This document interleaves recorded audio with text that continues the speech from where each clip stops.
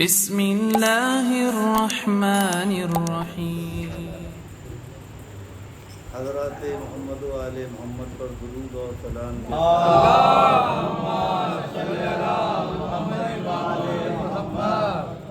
ساری تعریفیں خالق باری کے لیے کہ جس نے انسان کو خلق کیا خاک سے اشرف المخلوق بننے کے لیے، شرف کے راستے استوار کیے، روشنی کا انتظام کیا، ہادی بھیجے، کتابیں بھیجی تاکہ انسان شرف کے راستوں پر گامزن ہو کر اشرف المخلوق بن سکے۔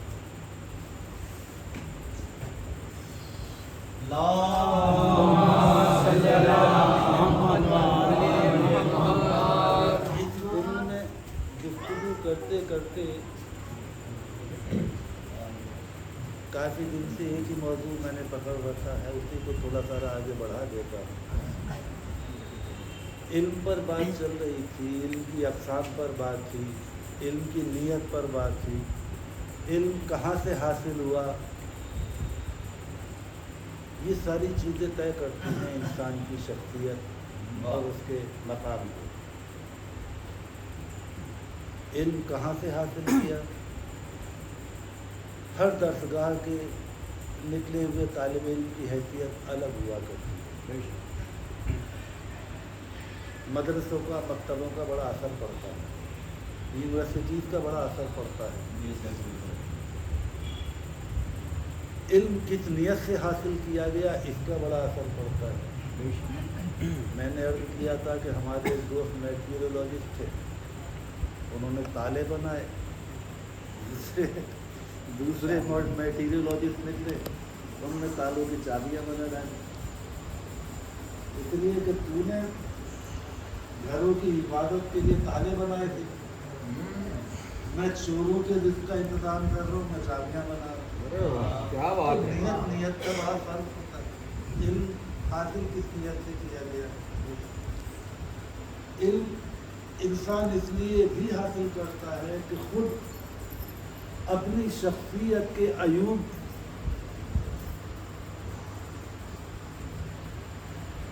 منتخب کر سکے، تجزیہ کر سکے اپنا، اور اپنی شخصیت کے عیوب دور کر سکے۔ انسان علم اس لیے بھی حاصل کرتا ہے کہ پڑھ پڑھ کے دوسروں کے عیب ڈھونڈتا رہتا ہے۔ وہ بھی ہے جنہوں نے اپنے عقیدے کی اصلاح صرف پڑھ لکھ کر کی ہے۔ میرے سامنے ڈاکٹر، میں نے خاص طور سے اس لیے بلایا انہیں، یہ انہی میں سے ہیں کہ جنہوں نے پڑھ لکھ کر اپنے عقیدے کی اصلاح کی۔ ان کا آغاز ایسا نہ تھا جس منزل پر آج ہیں۔ اور وہ بھی ہیں کہ جنہوں نے اس لیے پڑھا کہ دوسرے کے عقیدوں کی کوتاہیاں اور کمزوریاں ڈھونڈ سکیں۔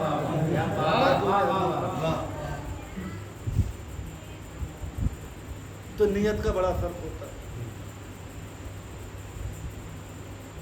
مکتب کا بڑا فرق ہوتا ہے، مقصد کا بڑا فرق ہوتا ہے، پھر علم کون سے میدان میں حاصل کیا اس کا بڑا فرق ہوتا ہے۔ مثلا ایک شخص ITI کیے ہوئے ہے، ایک شخص IIT کیا ہے، فرق ہوگا دونوں میں، کچھ شخصیتوں میں فرق آ جائے گا، نہیں آ جائے گا۔ ایک شخص ہے جس نے PhD کیا ہے لٹریچر میں، ایک شخص کی PhD ٹیکنالوجی میں ہے، دونوں کی شخصیت میں کچھ فرق ہوگا۔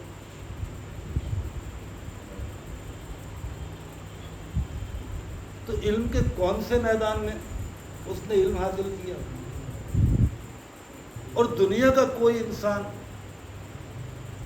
ایک میدان میں، ایک مضمون میں، دو مضمون میں، تین مضمون میں، بس انسانی اوقات اتنی ہے، تمام تر صلاحیتیں خرچ کر کے بھی ایک دو میدان میں تو وہ ڈاکٹریٹ نکال سکتا ہے، ماہر بن سکتا ہے۔ دنیا کا کوئی انسان ایسا نہیں ہے کہ جو ہر میدان میں نہ دنیا میں آج تک کوئی ایسی کتاب لکھی گئی کہ جو یہ کہہ سکے کہ دنیا کا کوئی علم ہو بس اس کتاب کو پڑھ لو. جیسے کہ اکثر و بیشتر ایگزام کے قریب گٹکے آتے ہیں، بس اس گٹکے کو پڑھ لو پورا ایگزام پاس کر جاؤ گے. تو ایسی کوئی کتاب لکھی ہی نہیں گئی سوائے ان کتابوں کے جو اللہ نے اتاری، جو یہ دعویٰ کر سکے کہ لا رب لا یابس الا فی کتاب مبین. دنیا کا کوئی خشک و تر ایسا نہیں جس کو ہم نے کھول کر بیان نہ کر دیا ہو اس کو کتاب میں. اب تم کہو کہ بھائی ہے کہاں، تو یہ تمہاری نظر کا قصور ہے، کتاب کا قصور نہیں ہے.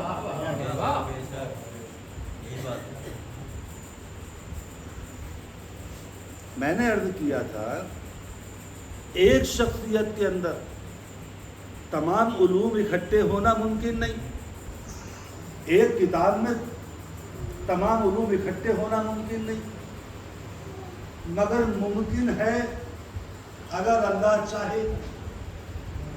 ان یشاء اللہ، اگر اللہ چاہے تو ممکن ہے. بس جب وہ چاہ لیتا ہے تو یہ اس کا ارادہ، اس کا امر بن جاتا ہے. اگر وہ کسی چیز کو چاہ لے تو یہ اس کا امر، یہ اس کا ارادہ ہے. اور جو اس کا ارادہ ہے 3 مجلسیں لگاتار اسی پر پڑھ چکا کہ اس کا امر کی پہچان یہ ہے کہ وہاں تدریج نہیں ہوتی. تدریج، اب جو نئے سننے والے ہیں انہیں سمجھا دیں. تدریج اسے کہتے ہیں جتنے بھی دنیاوی علوم ہیں جو مدرسوں میں پڑھائے جاتے ہیں، مکتبوں میں پڑھائے جاتے ہیں، اس میں تدریج ہوتی ہے. تدریج کسے کہتے ہیں؟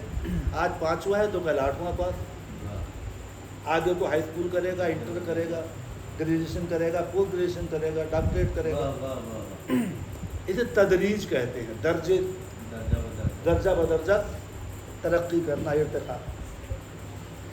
تو جن لوگوں کو درجہ بدرجہ ترقی کرنا ہے وہ امر کا نتیجہ نہیں ہو سکتے. اس لیے کہ امر کے بارے میں تو خود کہہ چکا وہ اذا ارادہ شیئا، بس جب ہم نے ارادہ کر لیا تو یقول لہ کن فیکون، بس کہتے ہیں کن اور ہو جاتا ہے. اس میں درجے نہیں، ٹائم نہیں لگتا کہ اس نے کہا ہو جا اور اگلے سال تک ہو. رفتہ رفتہ پہلے چولہے پہ پانی چڑھے، پھر اس میں شکر پڑے، پھر چائے کی پتی پڑے، پھر دودھ پڑے، اس کے بعد ابال آئے تو چائے بنے. اس کی چائے تو وہ ارادہ کرتا اور بن جاتی ہے. ٹھیک ہے نا. تو کل میں یہ عرض کر رہا تھا کل کی مجلس میں کہ اس زمین و آسمان کو اللہ نے 6 دن کے اندر خلق کیا. یہ قرآن کہہ رہا ہے انما ربکم اللہ الذی خلق السماوات والارض فی 6 ایام، ہم نے 6 دن میں اسے خلق کیا. اب یہ بحث تو الگ رہی وہ 6 دن کون سے تھے. کل ہی میں نے عرض کیا تھا، تفصیل سے عرض کیا تھا. ضمناً اتنا سن لیں کہ دن کی مجبوری یہ ہے کہ ہمارے پاس دن کا ایک پیمانہ ہے. جب سورج اپنی ایک گردش 24 گھنٹے والی پوری کر لے تو اسے دن کہتے ہیں. اچھا اسے بھی چھوڑو، چاند ایک گردش پوری کر لے. اس لیے انسانوں کے پاس 2 ہی کیلنڈر آئے، ایک شمسی ایک قمری. قمری کیلنڈر وہ ہیں کہ جو چاند کی ایک گردش پوری ہونے پر ایک دن مانتے ہیں، 7 دن گزرنے پر ہفتہ، 4 ہفتے گزرنے پر 1 ماہ، 12 ماہ گزرنے پر سال. شمسی کیلنڈر وہ ہیں جو سورج کی رفتار سے. پروردگار کہتا ہے کہ ہم نے پوری کائنات کو 6 دن میں خلق کیا. تو زمین نہیں، آسمان نہیں، سورج نہیں، चांद सितारे नहीं, जब गर्दिश नहीं तो कैलेंडर कौन सा था, ये दिन कैसे नापे अल्लाह ने। फी सित्ततिल अय्याम, इसका मतलब ये उसके दिन और हैं, तुम्हारे दिन और हैं। और अगर यकीन ना आए तो सूरह इन्ना अंज़लना पे गौर करो, कहता है इन्ना अंज़लनाहु फी लैलतिल क़द्र, मा अदराका मा लैलतुल क़द्र, हमने ये कुरान को नाज़िल किया शब क़द्र में, और तुम क्या जानो क्या है शब क़द्र। लैलतुल क़द्र खैरुम मिन अल्फ़ि शहर, ये तो 1000 रातों से बेहतर एक रात। तो ना उसके दिन का पता ना उसके रात का पता। अब बस यहाँ से सुन लो मेरी आगे की गुफ्तगू। पालने वाले, जब तुझे कायनात खल्क करनी थी तो ये 6 दिन में क्यों खल्क की? सीधे सीधे अपने अमर से करता ना, अमर से करता, कौन कहा और हो गया, तो 6 दिन तो न लगते। मगर एक बड़ा मसला है, मैंने अर्ज किया कि अम्र में तदरीज नहीं होती, तदरीज होती है तख्लीक में।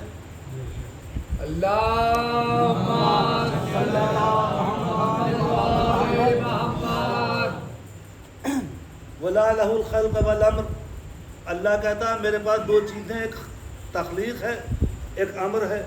कुछ चीज़ों को तख्लीक से बनाता हूँ, कुछ चीज़ों को अम्र से बनाता हूँ। तो जिन्हें तख्लीक से बनाता है उसमें तदरीज होती है। यानी आज घर में मिठाई बट रही है, क्या बात कि कुछ आने की खबर है, कल गोद भरी जा रही है, परसों पैदा हो रहे हैं, इसके बाद वो लड़खड़ा के घुटनियों चलना सीखे, फिर किसी दिन पैर चलना सीखे, फिर बड़े हुए, फिर जवान हुए, फिर एक दिन बूढ़े हुए, फिर एक दिन अल्लाह को प्यारे हो गए। ये तदरीज है। तख्लीक में तदरीज है, अम्र में तदरीज नहीं है। अम्र में जो कुछ होता ऐसा ही होता। तो ये वालिदैन के घर खुशियां ना हुआ करती, मिठाई खाने से तुम और हम भी महरूम रह जाते। सब कुछ अम्र वो इरादा करता और सब ऐसे ही पैदा हो जाते, और कायनात में कोई तब्दीली ना होती, सब ऐसे ही। अगर जवान है तो जवान,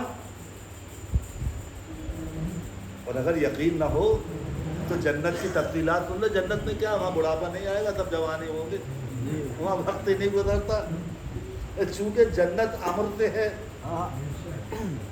जन्नत अम्र से है, दोज़ख अम्र से है, इसलिए वहाँ कुन फयकून जो है हमेशा हमेशा ऐसे ही रहेगा।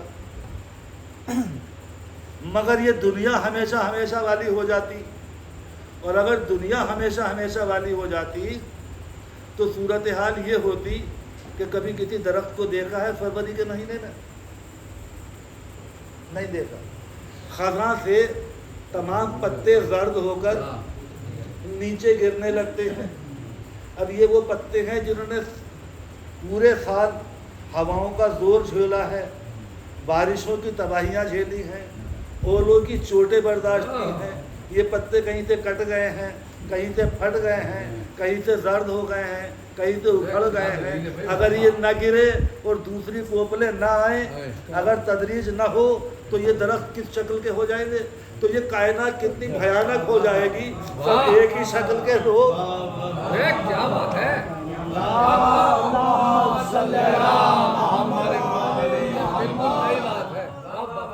अगर वो अम्र से खल्क कर देता तो ना कोई बच्चा होता, ना कोई बूढ़ा होता, ना कोई जवान होता, सब ऐसे होते। और वो कैफियत होती जो हज़रत इब्राहीम के साथ हुई। हज़रत इब्राहीम आदत थी, कभी किसी वक्त दस्तरखान पर तन्हा नहीं बैठे, ढूंढ ढूंढ के पकड़ के लाते थे कहीं से कोई मुसाफिर, कोई मोहताज, कोई कमज़ोर, कोई भूखा मिल जाए, हमेशा दस्तरखान पर कुछ लोगों को साथ बिठाकर खाना खाया करते। एक दिन जो एक बंदे को पकड़ के लाए तो उसने कहा कि मैं खाना वाना खाने का तो नहीं हूँ, क्यों? मेरी आदतों में नहीं है, मैं आपको ले चलने के लिए आया हूँ। भाई कमाल के मुसाफिर हो यार, ارے بھائی ہم تمہیں اس لیے لائے ہیں کہ ہم کھانا نہیں کھاتے جب تک مسافر دسترخوان پہ نہ ہو، اس لیے ہمارے ساتھ کھانا کھا لو۔ عرض کیا خلیل اللہ میں کھانا نہیں کھاتا، میں فرشتہ ہوں، میں انسان نہیں ہوں۔ اچھا پھر کیوں آئے ہو؟ کہ آپ کو لے جانے کے لیے۔ بولے یار تعارف کراؤ۔ بولے میں ملک الموت ہوں۔ تو بولے میں نہیں جاؤں گا۔ کیوں نہیں جاؤ گے؟ اللہ بلا رہا ہے۔ کہا کہ نہیں، اللہ سے کہنا جا کے ابھی میں کچھ دن رہنا چاہتا ہوں۔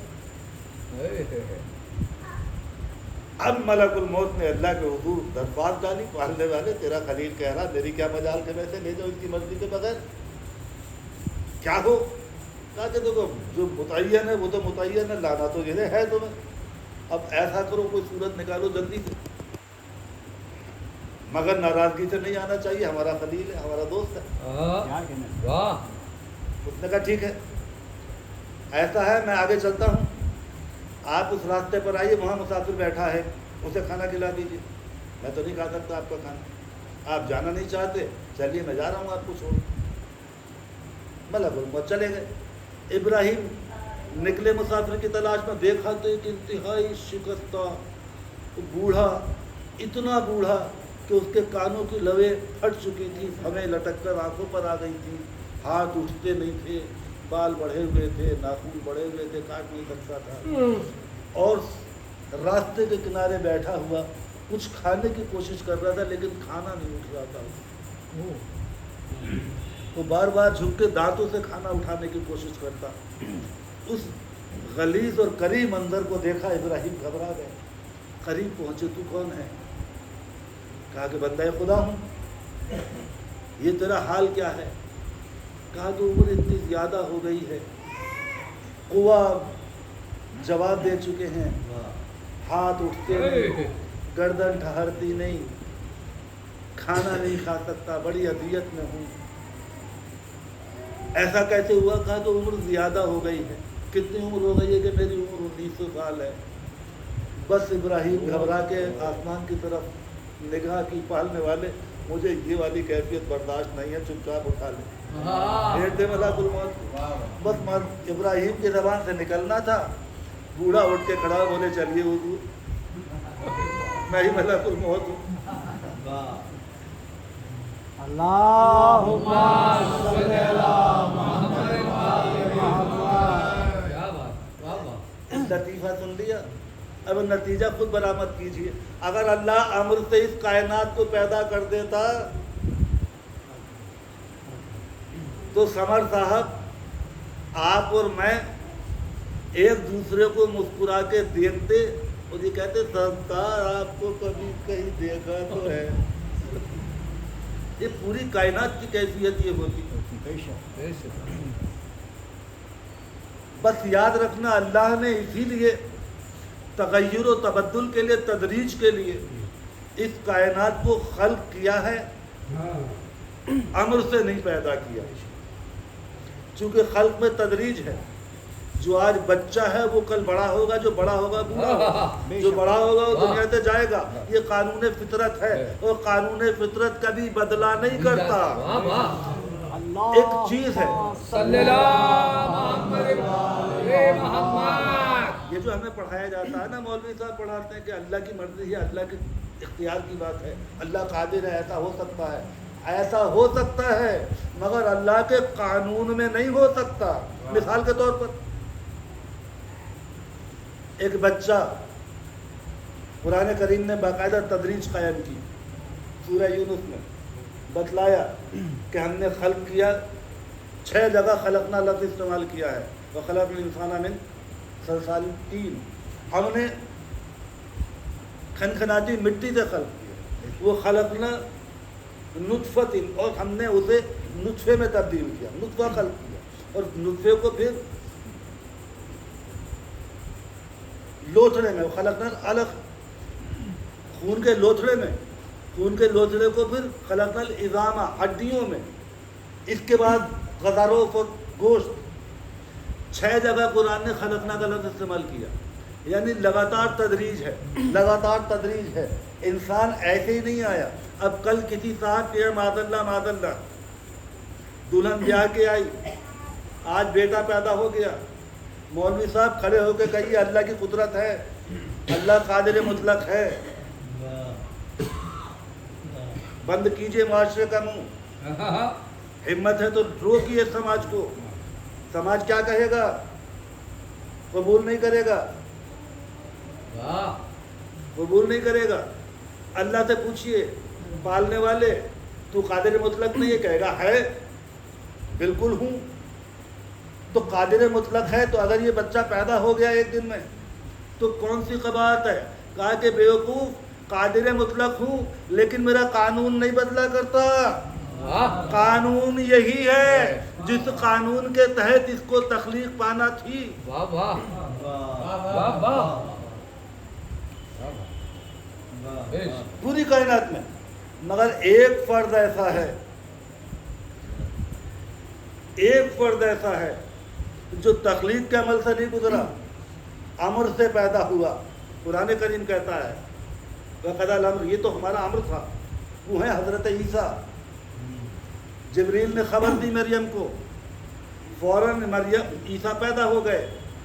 अब ये कानून फितरत से नहीं गुजरे, ये तख्लीक के अमल से नहीं गुजरे, ये अमर से पैदा हुए। क्या हुआ? ये अमर है, ये अमर है। कमाल है मुसलमान से, कमाल है हाफिज जी से। ईसा अमर से पैदा हो और फ़ख्रे ईसा तकलीफ से पैदा हो। बल्कि सुनाई है कि फ़ख्रे ईसा 40 साल तक नबी भी नहीं बना था, नबूवत भी 40 साल में अता हुई। अल्लाहुम्मा सल्ली अला मुहम्मद। गौर किया कभी कितना गलत सलत हमें पढ़ाया जाता है? ये फ़ख्रे ईसा हैं, ये अमर की तख्लीक हैं। जब कायनात न बनी थी उस वक्त खल्क हुए थे। अव्वल व खलक़ल्लाहु नूरी, उस वक्त खल्क हुए थे। इसलिए इनका इल्म भी तदरीजी इल्म नहीं है, तदरीसी इल्म नहीं है। इन्हें दुनिया का कोई मकतब नहीं पढ़ा सकता। मुसलमान मौलवी जिद लगाए बैठा है कि हमारे रसूल बेपढ़े लिखे थे।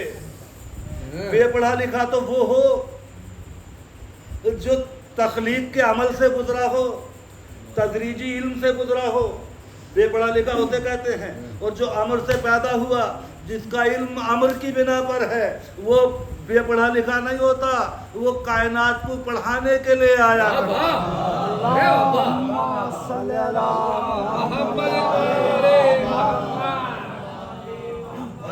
गुफ्तगू खाली जज्बातियत से नहीं हुआ करती है, अकीदे खाली जज्बात से नहीं बना करते हैं। अकीदा बनता है कुरान से। कुरान से पूछो, अगर इनका इल्म दुनियावी इल्म होता तो तब होता जब ये अमर से नहीं तकलीफ से पैदा हुए होते। ठीक है ना? क्योंकि कानून कुदरत यही है। और कानून कुदरत ये है कि जिन्हें हम अमर से खल्क करें उन्हें कोई इल्म नहीं देता। वो कायनात को इल्म देने के लिए पैदा होते हैं। चूँकि हमने उन्हें इल्म देकर भेजा है।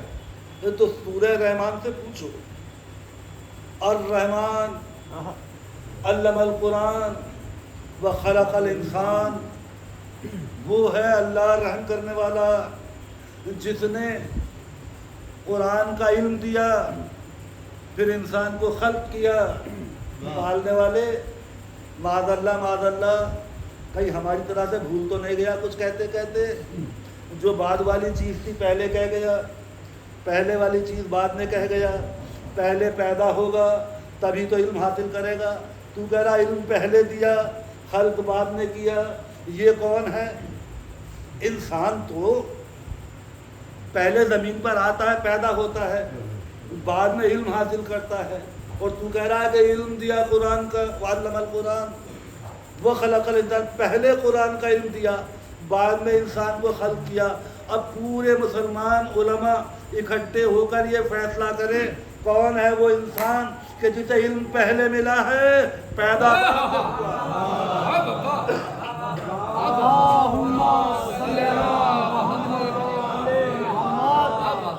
अच्छा ये नामुमकिन है कि कुरान कह दे और गलत हो जाए। कुरान ने कहा है कोई इंसान है जिसको इल्म पहले दिया है, खल्क बाद में किया है। अब वो कौन है? ढूंढते रहो सारी कायनात को, मगर मेरा अकीदा ये है, बाकी नाम तो मैं गिनाऊंगा नहीं, मगर एक भी अगर नाम है, कोई एक भी फर्द है, तो वो मेरे आका व मौला हजरत मोहम्मद मुस्तफा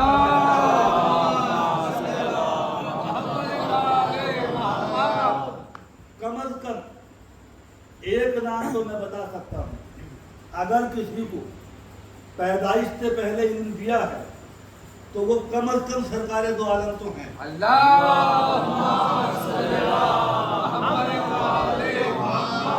उसके अलावा कौन कौन है तुम जानो, मगर इतना जानते हैं कि कुरान ने लफ्ज़ अल इंसान इस्तेमाल किया, इंसान नहीं किया।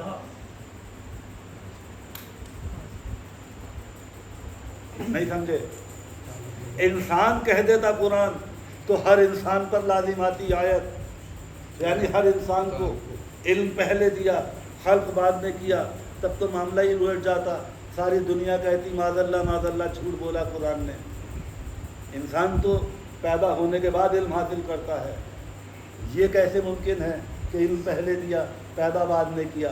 इसीलिए कुरान ने लफ्ज़ इंसान इस्तेमाल ही नहीं किया। कुरान ने खलक़ल इंसान, अल इंसान को हमने खल्क बाद में किया। अब ये अल इंसान कौन है? अल इंसान कौन है? सुनो, बस ज़हमत तमाम कर दूंगा यहीं। अल इंसान सूरह ज़िलज़ाल याद है? सूरह ज़िलज़ाल याद है ना? इज़ा ज़ुल्ज़िलतिल अर्ज़ु ज़िलज़ालहा, आसमान को ज़मीन झंझोड़ कर हिलाई जाएगी। वतुख़रिजुल अर्ज़ु अस्क़ालहा, और ज़मीन अपने सारे बोझ जो है उसके अंदर दफन वो उगल देगी। अब क्या क्या दफन है? हीरे जवाहरात, ये वो मादनियात, सब कुछ उगलेगी। उसमें बहुत सारे हमारे भाई बंधु भी तो दफन हैं, वो बोझ भी बाहर आ जाएंगे। अब कितना मज़े का दिन होगा, लोग अपना अपना कफन संभालते हुए दौड़े जा रहे होंगे। ज़मीन में उगल दिया, अब अपना अपना कफन संभाले भाग रहे होंगे।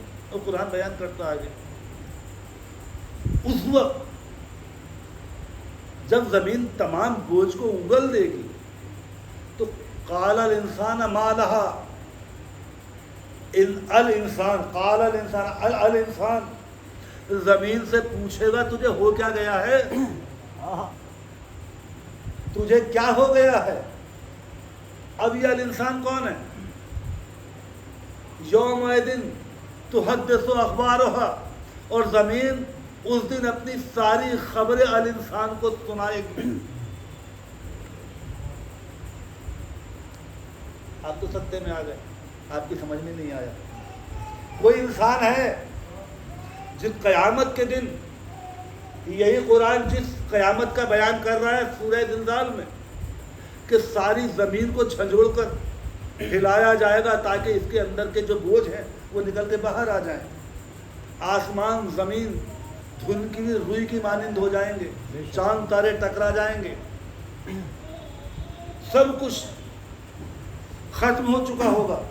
तो ये कौन है जो उस वक्त जब हम कब्रों से उठाए जाएंगे, उस वक्त कौन है वो इंसान जो ज़मीन से पूछ रहा होगा तुझे क्या हुआ है? यानी कोई इंसान है कि क़यामत सारी दुनिया पर गुजर जाए, इसके लिए क़यामत नहीं होगी।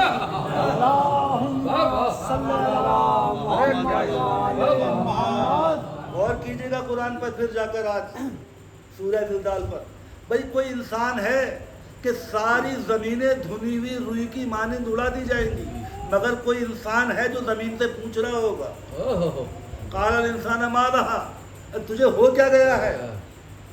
یعنی کوئی انسان ہے، یہ وہی انسان ہے جس کے لیے قرآن نے کہا علم القرآن وہ خلق الانسان، پہلے قرآن کا علم دیا، بعد میں اسے ہم نے خلق کیا، اب یہی الانسان ہے زمین سے پوچھ رہا ہے۔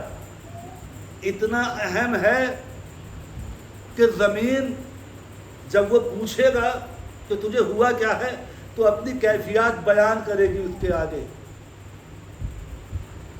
یہ قرآن کہہ رہا، میں نہیں کہہ رہا۔ کون ہے اتنا اہم انسان جس پر قیامت گزرے گی نہیں؟ زمین سے حال پوچھے گا، زمین اسے خبریں دے گی۔ ارے زمین ہے تراب،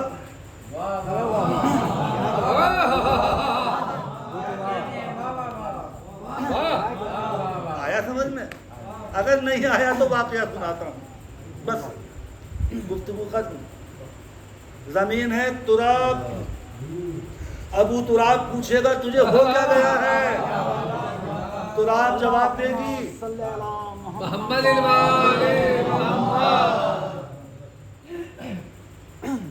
مدینے میں بعد وفات رسول دور خلیفہ اول حضرت ابوبکر زلزلہ آیا اتنا شدید کہ لوگ گھبرا کر مدینے میں گھروں سے باہر نکلے۔ یہ کہانی میں نہیں سنا رہا ہوں، تبری میں موجود ہے، پڑھ لینا۔ زلزلہ اتنا شدید تھا، مکان گرنے شروع ہوئے، لوگ بھاگ کر جنگل کی طرف نکلے۔ وہاں جا کر کسی کو خیال آیا ابو تراب کہاں ہیں؟ پوچھا ابو تراب کہاں گئے؟ وہ تو وہیں ہے گھر میں ہی اپنے حجرے میں۔ کہا کہ چلو ان کے پاس چلتے ہیں۔ ابو تراب کے پاس آئے، حجرہ دروازہ کھٹکھٹایا، ابو تراب اندر سے نکلے۔ کہا کہ سرکار آپ کو پتہ نہیں کتنا زبردست زلزلہ آ رہا ہے؟ کہا کہ ہاں پتہ ہے۔ کہا کہ تو کچھ کیجئے نا۔ اچھا، علی حجرے سے باہر آئیے، پورا واقعہ تبری میں موجود ہے۔ علی حجرے سے باہر آئے، باہر آ کر زمین پر بیٹھے اور زمین پر ہاتھ مارا اور ہاتھ مار رہا، اسکن، ساکن ہو جا، مالہا، تجھے ہو کیا گیا ہے؟ دیکھ لیں آپ، 3 مرتبہ آپ نے فرمایا اسکن مالہا، اسکن مالہا، اسکن مالہا، سکون سے ہو جا، تجھے ہو کیا گیا ہے؟ زمین خاموش ہو گئی، زلزلہ ٹھہر گیا۔ یہ تبری میں موجود ہے باقی۔ تو سمجھ میں آ گیا سر؟ علم القرآن خلق الانسان، میرے سرکار کا علم وحبی تھا، اور جو وحبی ہوتا ہے اس کی نہ درجے ہوتے ہیں نہ حدیں ہوتی۔ اب یہ نہ پوچھنا کہ انہیں کتنا علم تھا کتنا نہیں تھا، یہ نہ پوچھنا کہ انہیں غیب کا علم تھا کہ نہیں تھا، امر کے نتیجے میں علم ملا ہے۔ اور سیدھی سی بات ہے، بہت آسان سا جواب ہے۔ جب کوئی پوچھے کتنا علم تھا، قرآن کہہ رہا علم القرآن، انہیں قرآن پڑھایا پہلے ہم نے، کہہ رہا نا قرآن علم القرآن وہ خلق الانسان، اور بعد میں انسان کو خلق کیا، تو پہلے قرآن پڑھایا ہے۔ اور قرآن کیا چیز ہے؟ قرآن سے پوچھو، قرآن کہتا ہے لا رب العابث الا فی کتاب مبین، دنیا کا کوئی خشک و تر ایسا ہے ہی نہیں جو قرآن میں نہ ہو۔ تو جب سارے خشک و تر کا علم رسول کو دے دیا تو مسلمان غیب کا بحثیں کیوں کر رہا ہے؟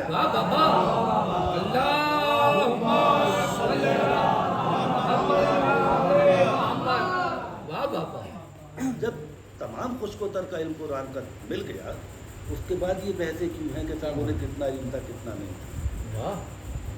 میں نے عرض کیا نا، ہم لال بجھکڑوں کے مارے ہوئے ہیں، 1400 سال سے ہم لال بجھکڑوں کے مارے ہوئے ہیں، اور یہ اگر لال بجھکڑ نہ ہوتے تو کربلا نہ ہوئی ہوتی۔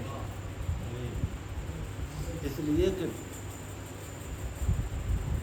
تاریخ میں محفوظ ہے یہ جملہ کہ قتل حسین پر 600 مفتیوں کے دستخط موجود تھے۔ وہ مفتی کون تھے؟ کبھی غور کیا؟ ہم لوگ تاریخ کو ایسے ہی پڑھ جاتے ہیں، کبھی ہم سوال نہیں کرتے تاریخ۔ ہم آج بیٹھ کر بحثیں کرتے ہیں وہ فلاں کافر فلاں کافر اور وہ یوں ہے وہ فلاں یوں ہے، وہ علی کو اللہ مانتے ہیں، وہ علی کو رسول کا بڑا مانتے ہیں، وہ کہہ رہے ہیں کہ موسیٰ رسول کو گالیاں علی کو گالیاں دی جاتی تھیں ممبروں سے، تاریخ میں ہے۔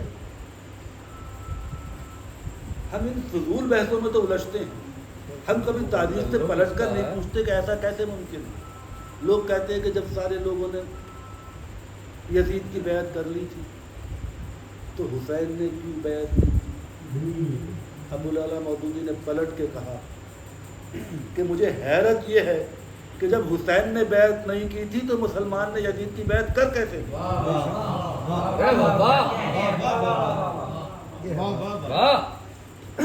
ہے نا؟ آج آپ ہم سے پوچھتے ہیں کہ وہ مسلم ہے فلاں ہے، آپ خود کہتے ہیں کہ 70 سال ممبروں سے علی کو گالی دی گئی، معاذ اللہ علی شتم اللہ وجہ کہا گیا بنی امیہ کے دور میں۔ ہے کوئی مسلمان انکار کرتے اس بات سے؟ کوئی تاریخ انکار کر سکتی ہے؟ نہیں۔ اب مجھے ایک بات بتلا دیں، آج آپ وہ رفع یدین کر لیا اس لیے نماز نہیں ہوگی، وضو میں پہلے پیر دھو لیے تو نماز نہیں ہوگی، اس پر آج آپ ایسے کرتے ہیں۔ کبھی پلٹ کے تاریخ سے یہ پوچھا کہ جن لوگوں نے 70 سال، جن مولویوں نے خطبہ جمعہ میں علی کو معاذ اللہ شتم اللہ وجہ کہا تھا، کیا ان کی نماز ہو گئی؟ نہیں ہوئی۔ اور کیا ان مولویوں کے پیچھے نماز پڑھنے والوں کی نمازیں ہو گئی؟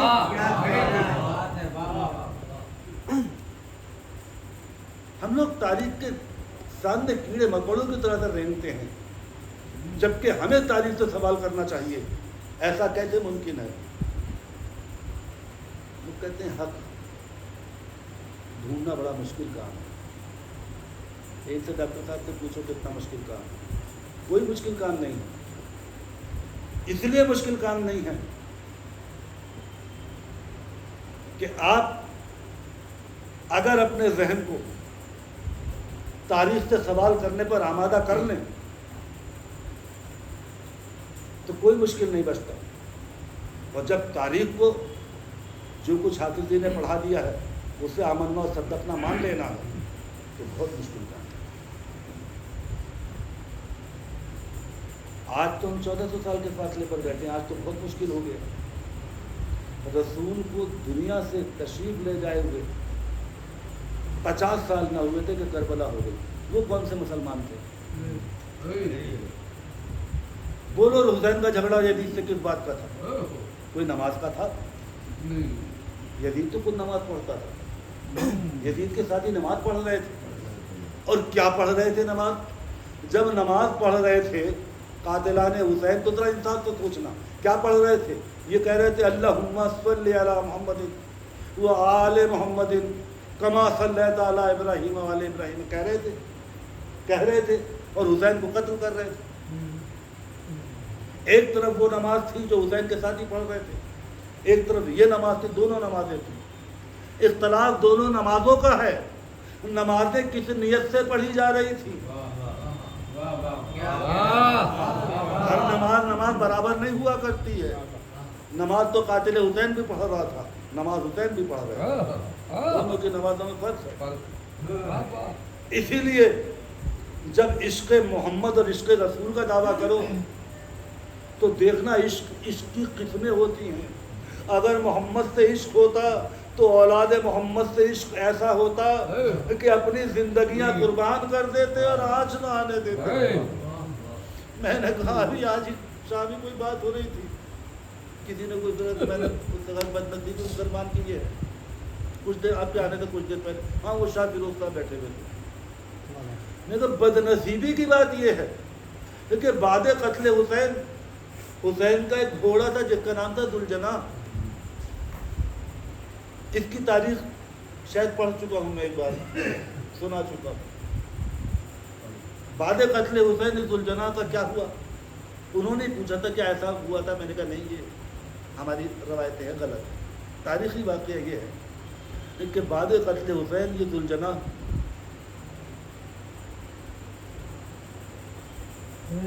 جنون کی کیفیت میں عمر سعد کے سپاہیوں پر اپنے دونوں سنگوں سے اور دانتوں سے حملہ کر رہا تھا. 80 سپاہیوں کو اس نے زخمی کیا ہے.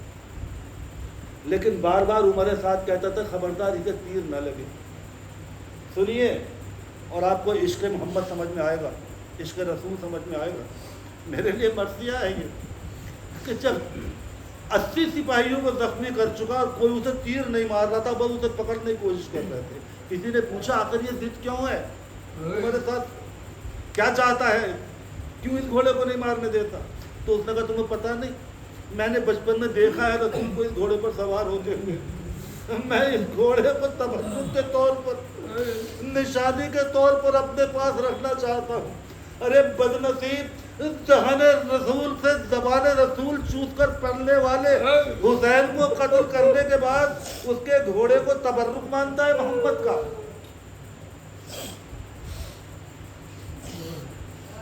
نبی کا تبرک, نبی کی نشانی سمجھ کے اس ذوالجناح کو اپنے پاس رکھنا چاہتا ہے جس پر رسول کبھی سوار ہوئے تھے, اور جو رسول کے کاندھوں کا سوار تھا, جو رسول کی پشت پر حالت سجدہ میں سوار ہو جاتا تھا.